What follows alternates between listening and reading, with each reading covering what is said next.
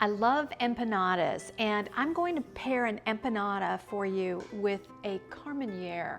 Now, Carmenere is a delicious wine that's native to Bordeaux, France, but it's found its way to Chile. This is a Chilean dish, and I think it goes beautifully with the Carmenere. So I'm going to start off with a warm pan, and I want to add to that about a pound of ground beef. And I like to use a really lean ground beef in this. And the reason that I do is because I don't like a lot of liquid in it. I want to make sure that it's relatively dry with only the wine as an enhancement. All right, so about a pound of ground beef, and then I'm going to add one large onion that I've chopped. Now you can use 2 mediums, but 1 large works perfectly in this dish.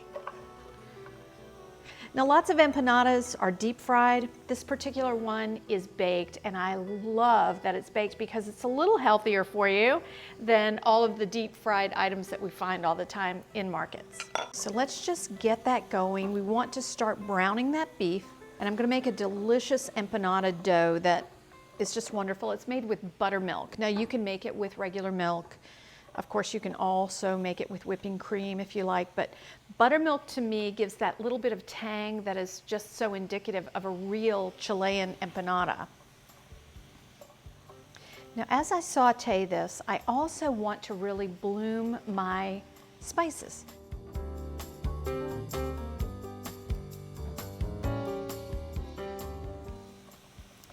So first, a little bit of cumin.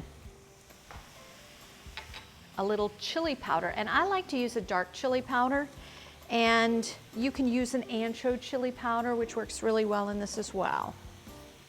One of my favorite ingredients of all time, smoked paprika. This is going to give this just a hint of smokiness, a little more richness, and I love this in the recipe. And then of course the classic two that you can't do without, salt and pepper. Now empanadas are actually hand pies. There are these wonderful things that you get from street vendors, and you can just grab it and eat it. You don't have to worry about utensils. Usually you don't have to worry about napkins. Just grab it and go.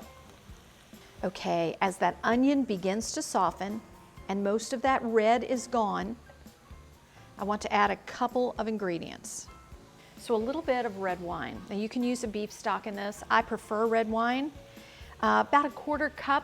It's going to cook up a little bit, so it's just going to flavor the beef and the onion, and it really gives just a nice depth of flavor. And then I want to add some raisins. This is just an unusual kind of thing to hear in beef, but the raisins add a little sweetness. I add about 1.5 tablespoons to 2 tablespoons. And then I want to add some sliced black olives. Now you can use Calamatas for this, or you can just use a black olive. All right, now we're gonna let that cook for about 5 minutes until all of the beef is completely done through, the onions are soft, and all the flavors have melded. In my pan, I have 1 cup of warmed buttermilk. I don't want it boiling because it will separate. So what I wanna do now is just add a stick of butter. And I like to use salted butter. I always like to use salted butter, but you can also use unsalted and adjust your salt accordingly. So I just want to pull out all the dough, and let's lay it over on a mat.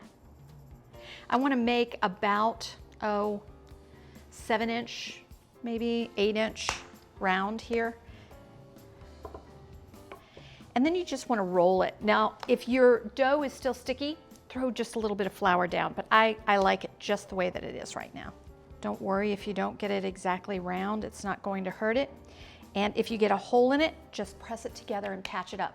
And I'm gonna take some of my filling and just put it kind of on one side, but make sure you have about 1 inch all the way around, so you have plenty of space to roll your dough. Now, the last thing that we want to do is to add a little egg. So I'm going to take some egg and just kind of whip it up in a bowl. Now traditionally in Chile, they would add hard-boiled egg. And then that hard-boiled egg begins to just sort of disintegrate into your mixture. Make sure it's really well mixed. And then let's just take a spoon. You're going to use about 1/3 of an egg. and just pour that over top. Then bring your dough up and over and press it together. Now let's crimp it a little bit. So what we want to do is roll the dough all the way around, kind of inside. We're making it just slightly smaller than it was just by rolling that dough. Just make sure it's sealed well, and then we're going to put it on a cookie sheet. Once I have that cookie sheet filled, I want to take the rest of my egg and I'm just going to brush it over top. We're going to pop it in the oven for about 20 minutes or until it's a beautiful golden brown. These are beautiful and I can't wait to taste it. Just gorgeous color, this beautiful shine that comes from that egg wash. It's just gorgeous. And normally you just pick it up and eat it, but I just want to show you what the inside looks like because they're still really hot. So you can see that beautiful onion, the olive, a little raisin, that beef. Oh, this is just great. It's a little hot for me to try it right now, but trust me, it's amazing. So this wine, Carmenere, I love Carmenere.